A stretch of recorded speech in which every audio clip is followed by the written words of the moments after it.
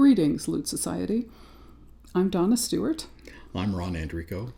And we are delighted that present circumstances have finally allowed us to join you for a meeting. We are here in frigid, snowy Cleveland, Ohio, where it's currently 12 degrees Fahrenheit and nice and warm inside, and we hope to share some of what we do with you. We're delighted to make this presentation to our friends who have been curious about exactly what motivates us to do what we do. But we are Mignarda, a duo for voice and lute, performing professionally since 2003. Our specialty is music from the 16th century, but we occasionally push the boundaries back to the 15th century and occasionally up to the 17th century.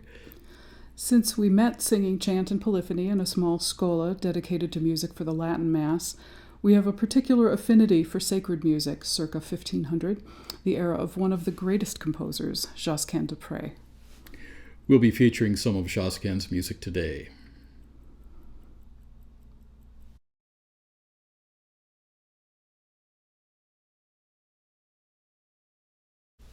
Since the beginning of our duo, we have sought out music that offers expressive possibilities within the intimate context of music for solo voice and lute.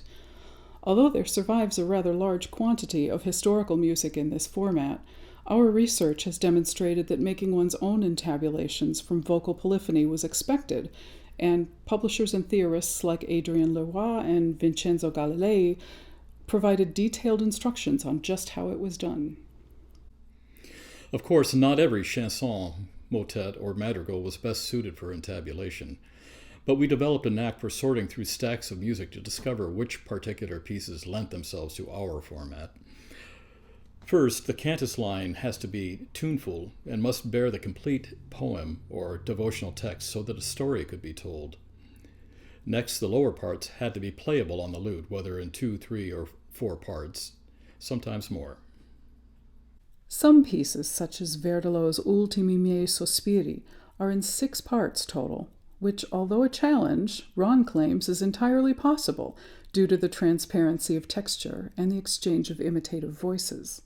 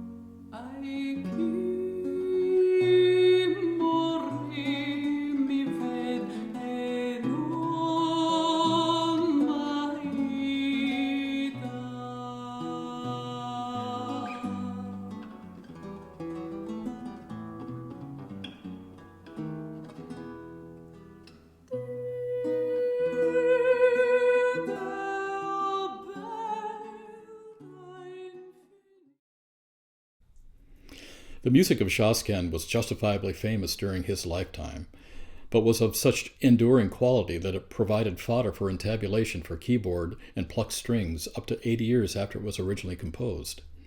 Josquin's music combined beautifully contoured melodic lines, often arranged in strict canon, or with less formal imitation, but the clarity of line and transparent texture found in much of his music lends itself to arrangement for solo voice and lute. We've selected 2 pieces by Josquin as examples in this presentation.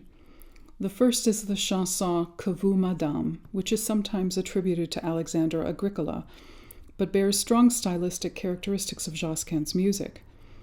The chanson, with poetry in the ABA Bergeret form, appears in manuscript sources in 3 parts, with the cantus firmus tenor line identified and texted as in pace in idipsum, a responsory sung at Compline during Lent.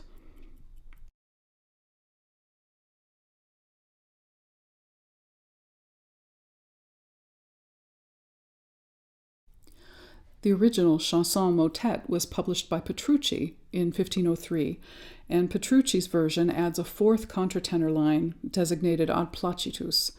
Since the 4th line is absent in all other manuscript sources, and since Petrucci ascribes the chanson to Agricola, it's entirely possible that Agricola is responsible for the ad placitus part. The 3 vocal parts bear only an incipit of the text, que vous, madame, but the tenor line is fully texted in pace in idipsum. It turns out that the same piece was intabulated by Francesco Spinaccino in 1507 with the title In pace in idipsum. Spinaccino's lack of reference to the title of the chanson, Que vous, madame, has resulted in a minor amount of confusion, and the piece has been overlooked by some lutenists. In transcribing Spinaccino's setting, allowing for his characteristic opening flourishes, and a few missing measures, it becomes apparent that he made his intabulation from Petrucci's 1503 print. Not unusual, considering that most of Spinaccino's intabulations come from the same source. When one lays out the transcription of Spinaccino's lute part with the vocal original, it's evident that Spinaccino omitted a few measures, easily reconstructed from the part music.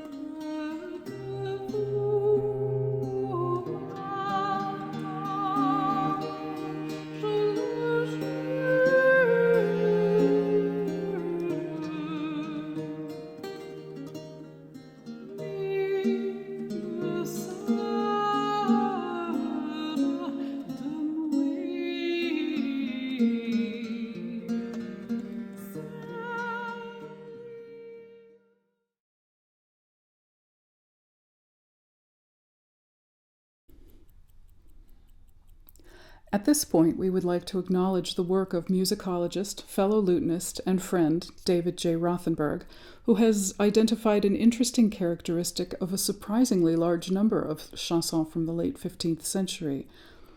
What we have for a few modern generations always considered to be texts that honored the secular tradition of courtly love actually turn out to have sacred connotations as Marian devotional songs.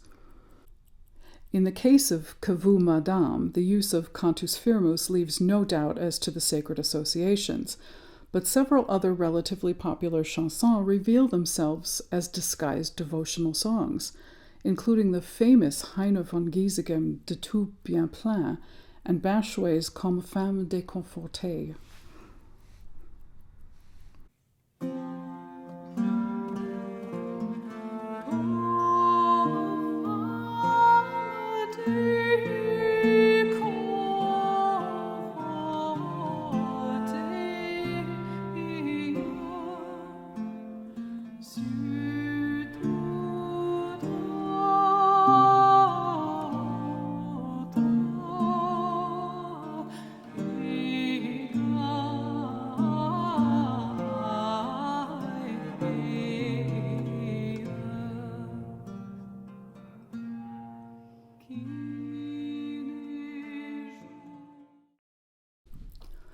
Since David was good enough to join us a few years ago for a concert and to provide some mid-concert contextual remarks, we'll let him speak for himself.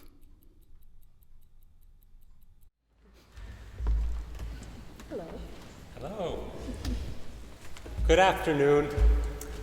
I'm David Rothenberg. I'm one of the guest artists on this program, and it seems odd to see myself listed as David J. Rothenberg, voice and lute. It's true, I do sing a little bit and I play the lute a little bit, and I'm very grateful to Donna and Ron for inviting me to participate in this program. But most of what I do is use my voice to talk about music. I'm a musicologist, and if you read the program notes on the back, you'll know already that I wrote a book called The Flower of Paradise, which I published in 2011.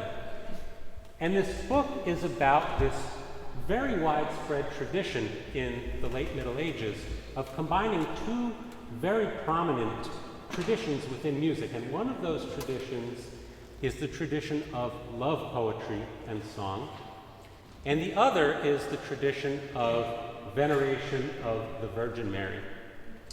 And those come together in really interesting ways in a number of the pieces on this program. Now, the tradition of love poetry and song is what's sometimes called courtly song or courtly love poetry.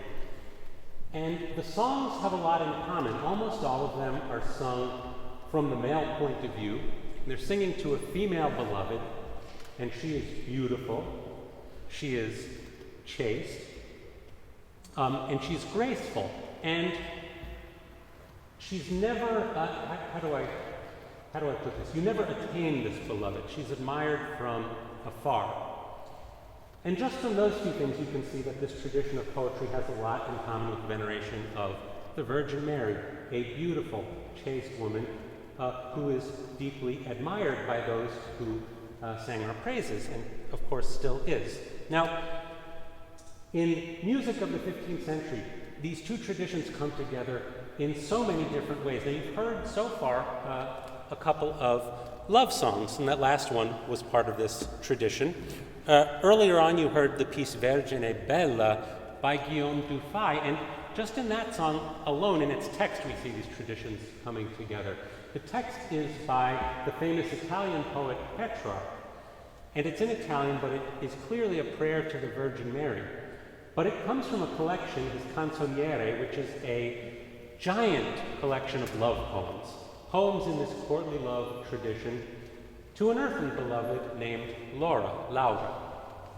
And at the very end of the poet's journey, there are 365 poems devoted to Laura. At the very end, he sings a song of praise to the Virgin Mary, largely because that's the only direction he can go with his love for Laura at that point. And so it's interesting that Dufay chose to set that poem in the style, essentially, of a French song. It's the same style of music you heard in Quand de vous seul and in D'un autre amer, the last piece that you heard. Now, the last piece, if you followed along with the text, you might have noticed, is a little bit different from what I just described. It's sung seemingly from the female point of view, describing a male beloved. And so when this got used in sacred music, these tended to be pieces not devoted to the Virgin Mary, but to Christ. And that's precisely what you'll hear in the next piece, Tu Solus. This is a Latin motet. It's a type of composition written specifically for the elevation of the host at Mass. And so it is devoted to the host, to the body of Christ. And you'll hear very clearly in the middle of this piece, the text switches from Latin briefly into French, where it says, D'un autre amer, to love another, and then it completes the sentence in Latin. And when it quotes those words, you'll also hear the music from the song that you just heard. This is one of the most audible instances of this combination of sacred and secular in the 15th century. And then finally, at the end of the program, you'll hear one other really striking example of this confluence of traditions. The second to last song is Comme Femme Déconfortée by the composer Binchois, was another very, very well-known song.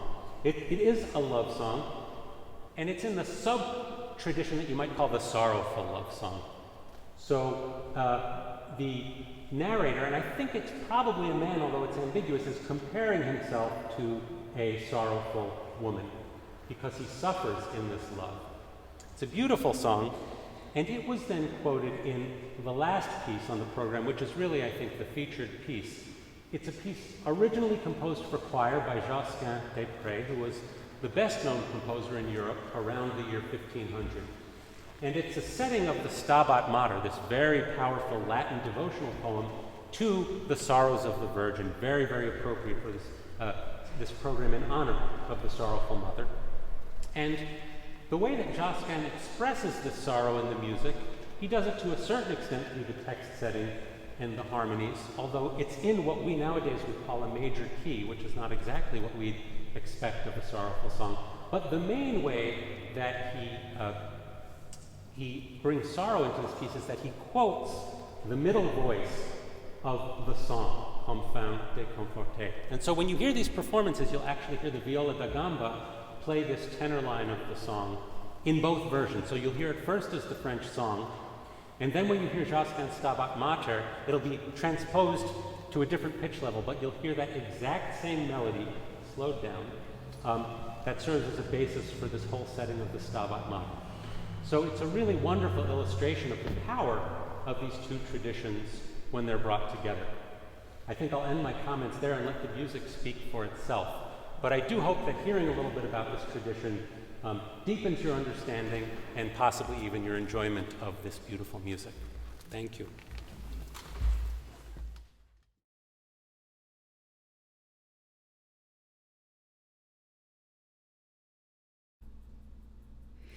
Bachelet's Comme femme has a direct relationship with our next intabulation of music by Josquin, who quoted the tenor line of Comme femme verbatim in quadruple augmentation throughout his sublime setting of the Stabat Mater Dolorosa text. Based on stylistic traits, we've speculatively assigned the date of composition of the Stabat Mater to the 1480s, or about midway through Josquin's output. With the exception of the cantus firmus, all four of the other parts exhibit beautifully contoured melodic lines, particularly the superior's part. This characteristic makes the motet an excellent candidate for intabulation for solo voice, with the lute playing the lower four parts. It turns out that the prolific music publisher Pierre Fellez also saw the possibilities in Josquin's Stabat Mater, and he published a version for solo voice and lute in Hortus Musarum. Although the publication date on the title page reads 1552, the Stabat Mater is actually found in the secunda part of the publication, which bears the date 1553. The secunda pars is comprised of 26 intabulations for solo voice and lute. That includes mainly popular French chansons, with 2 motets by Josquin at the end. As in the rest of the music for solo voice and lute in this collection, the superius appears on a page that is separate from the lute intabulation of the lower parts. So it was necessary to create a new edition to line up the measures and track down the inevitable errors. The intabulator created a fairly literal arrangement of the lower parts with only light cadential decoration, employing the 5-line staff typical of French tablatures of the time. While it's possible, with minor corrections, to play the unadorned arrangement as it stands, we added a bit more figuration to the lute part, derived from contemporary intabulations by Francesco da Milano and Simon Ginsler. Obviously, the lute cannot sustain the long notes in the cantus firmus with its already long notes increased by quadruple augmentation. So in performance, we solved the problem by assigning the line to a viola da gamba, with excellent results. The primary challenge in performing Josquin's Stabat Mater lies in maintaining the sorrowful sense of the text, accomplished by aiming for a steady pulse with the merest hint of forward motion. The bowed viol on the cantus firmus solves many problems that arise when performing the motet a cappella, which presents an enormous challenge, especially for the poor tenor, when vocally holding on to the notes of a slow-moving tenor from the original chanson, but in quadruple augmentation. We love this piece, and since we have, on separate occasions, performed it in concert with our a cappella vocal ensemble, as well as with solo voice, lute, and viol, here we are compelled to visit the practical arguments against the entirely modern anachronistic ideal of a cappella performance. Not only do historical sources reveal instrumental participation in sacred liturgical music as a widespread practice in the 15th and 16th centuries, we agree that articulating the text with such long notes in voices alone is nothing more than an imaginary ideal. The bowed instrument serves the purpose with much more elegance and clarity of line.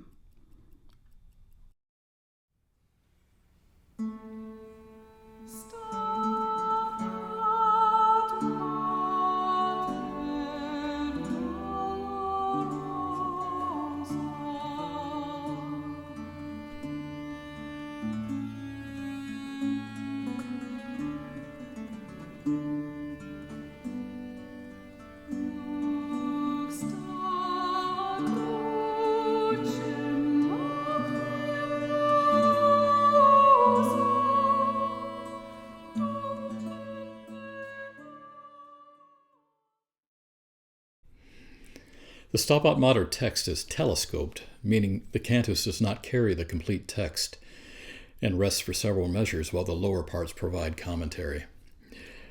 In these sections, the lutenist must work overtime to convey the lines of the text assigned to the lower parts. This is accomplished while managing the appropriate steady pulse and highlighting the imitative interplay among the lower voices, and give each individual line the appropriate shape and contour.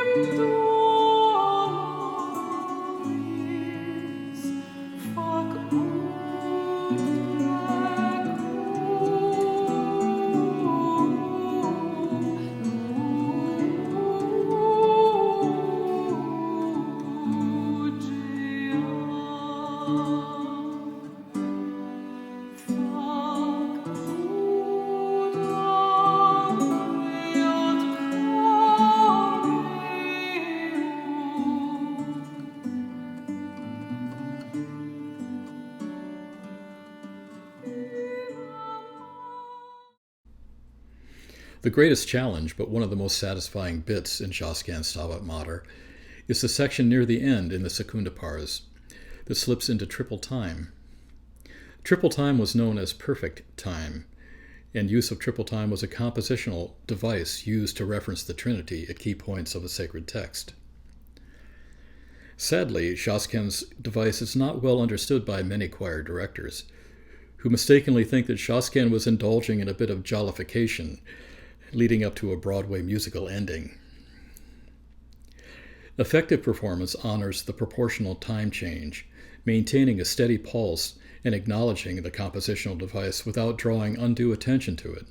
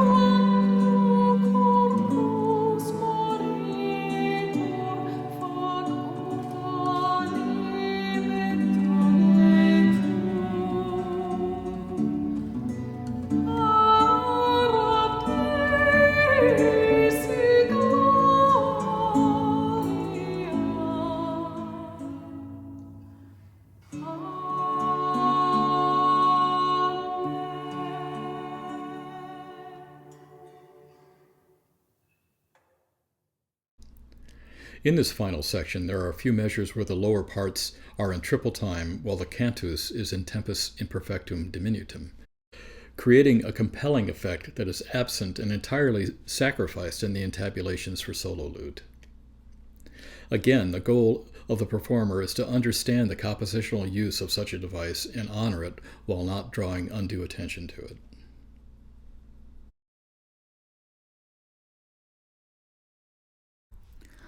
The evidence shows that creating intabulations of vocal polyphony for solo lute or solo voice and lute was common practice among musicians in the early 16th century.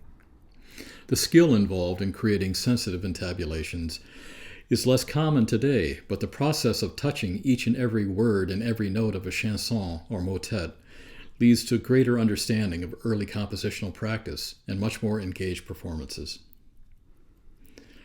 We'd like to thank the Lute Society for this opportunity and the members of the Lute Society for this opportunity to share our insights about this music. Here's to a happier 2021.